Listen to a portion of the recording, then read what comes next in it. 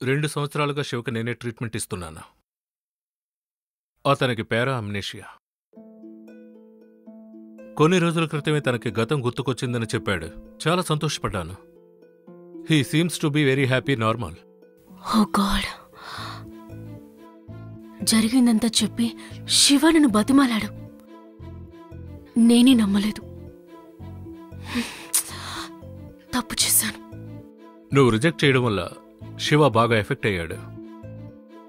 నిన్న శివ ఇంటికి వెళ్ళాను. తను నీ గురించే మాట్లాడాడు. అప్పుడే తెలిసిందేంటంటే నిన్ను తను ఫాలో అవుతున్నాడని.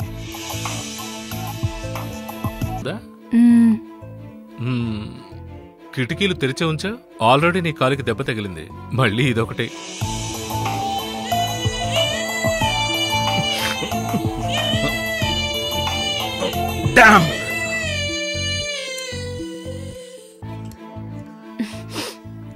ఏంటమ్మా, ఫుడ్ ఇంత టేస్టీగా ఆర్డర్ చేశానని ఆనంద బాష్పాలు కరుస్తున్నావా?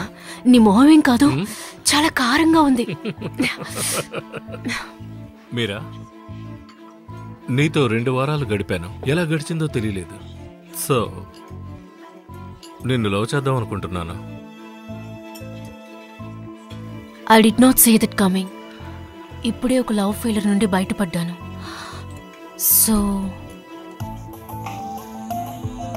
I understand. అయితే టేక్ యువర్ ఓన్ టైం. నువ్వు ఓకే అని చెప్పినప్పటి నుంచి మన ఇద్దరంలో. కానీ శివ మీరాతో సంతోషంగా ఉన్నట్టు ఊహాజనిత జీవితాన్ని గడుపుతున్నాడు.